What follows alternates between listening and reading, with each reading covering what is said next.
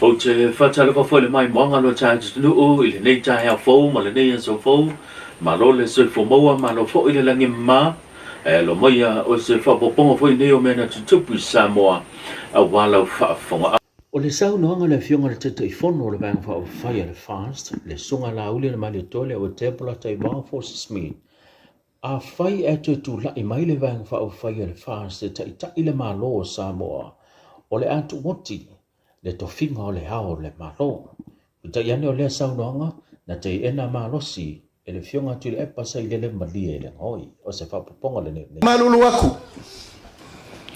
aku i vesinga ngwhai ngei, i le ise kanaka e awa o maloko e vesi. Malia la. Kulou o il kamainga. Tangalanga kupu meia, polo kiki ele lea. Malia. Le ua umanga whaavae whakokue le kua sa mau kasi ile lumanga i e ku uafu le kofi o le ao le malo.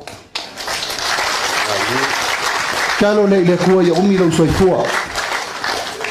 Ma vaenga ngalo ka maa.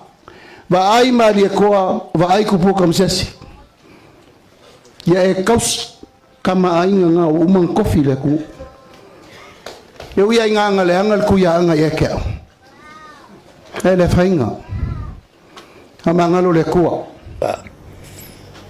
E nga tele mo fo e se lua vai ko. E su ia i le fa vai. E nga tele mo se lua vai ko. E ke vai a kua su ia e kula mai ala fa manga ku fo nga el ka ko. O me ngi ko ke fa longo ia. It mako mato na vatau. E lea ma se mea au ko e mauas whamangianga. Pe ale malole i chapipi. O whesilingia e le sunga le whawhenga inga o io le sea le kalesia mea tutisi, le sunga le whawhenga inga ia Ioane i fopo. Le whaalau i loa le vang whauwhai o le HRPP, le wala tau fola, la tu te whausia se awala lau papa, e wheso ta iai uponu, ma le motu tele sa la whai. O se whapoponga le nei o lei. Sa utala noia pia se tastu whai pule o le HRPP. E winga i le nava tau lea. Le ola papa mai polu sa la fai. Sa au fisili ai, wa au sa whanofo i tia vea. E iei le ola papa lai tia vea, wa iei tangata whioti ai. Wa iei ta avale o malili, wa labe vea ai. O fisili atu lea, i le uswa vai pule lea. Fa peono to mai faile o la papa la tu polu i sa vai ala o la papa tia vea eli fai sa o pesili matai o nu fa mai wa umo no fa so tal palmia mali ni sta nga luenga la o mai fai le wala no fa siliat pe fa fea on tato wo faula lo papa mai polu sa vai ala o la papa tia vea na se fulmit ele in fai Lua, lau fioma. Sa au fisili li fa moe ale fai puli. Fa fen fa tu. Tali fai puli lau fioma. Fa tu peseina. Dale ume fai ye. Lua lima le tolu lima tausanga. Fa ya tu ye se o to e kalantie soi fu te mide.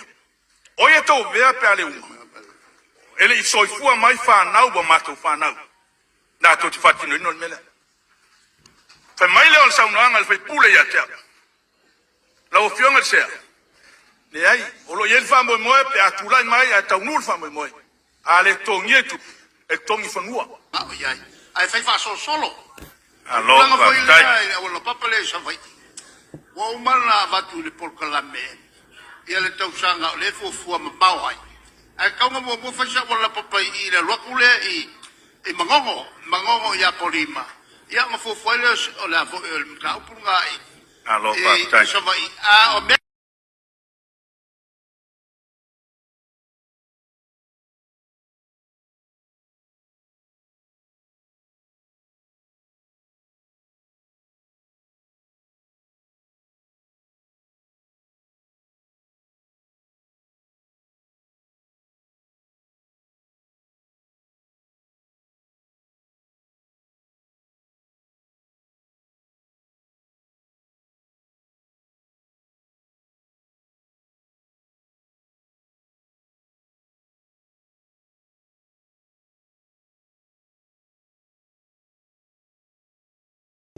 O le whapoponga le nei o lea saunanga. Pafa manu malo lo tato uri o Yesu Keriso.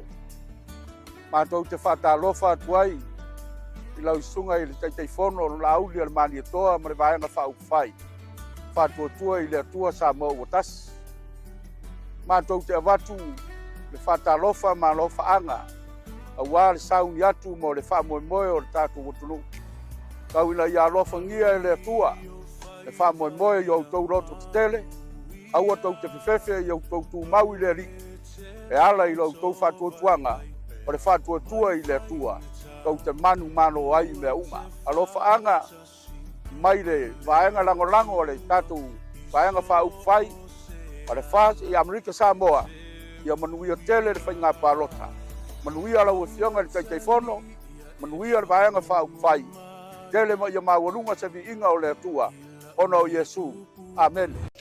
E si lia le 5 wafe le whaatupenga o mōli e se lau le whioanga o pālisi. Lena tau wala mai pēna whaatupe le pokalame o Sosonia le malo o se talia. Na maule awa noe whisilingi ai ia se taso suia le whioanga pe fo o ia le suia le komiti e tu saima se tala o to oto le nei ngā ruenga taua. O le nei whamonianga matua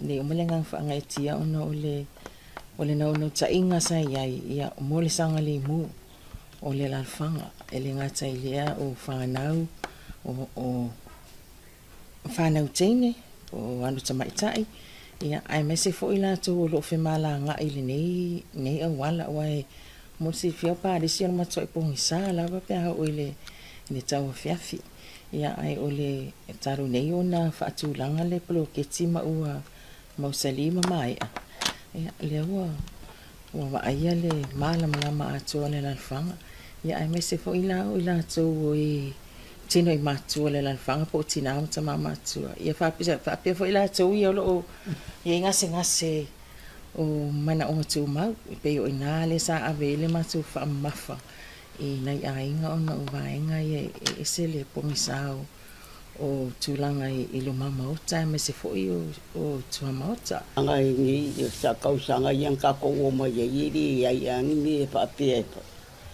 Ai pa wale on vele o ye ni ko manga ya o seki ang ka ko o wala o manga ya me o ma ya modi. O la ngona o le whaafetai, leana sao no ele sui o le komiti e le whionga pānisi e whaafetai ele maro au se tālia e tu samale nei whesoswani tāua. Langa e whamoni aina o mātou ile e vaenga le bloketia e 5 wafele na tali mai ei au tālia mo whatino ino le nei a tina ia e langona i lava le loto whaafetai le atua o na o whesoswani o na o whesoswani mai le nei fo i atu no u ia pole nei fo i ofisa ia o mawhai enu whaatini na nea tina e le momoli atu ai lava le anga whaatai le awhionga i le ai komisina ia po le sunga ia awhionga ia Will represent ia malona awa afo ia ona o le nei whesoswani tā ua whaamoni e nai le nei lalwhanga ngā whaatai tele. O se whapopona nao tātou o totonga mena tupu po tātou update o melo tupu Samoa, so i fua tele Manuia.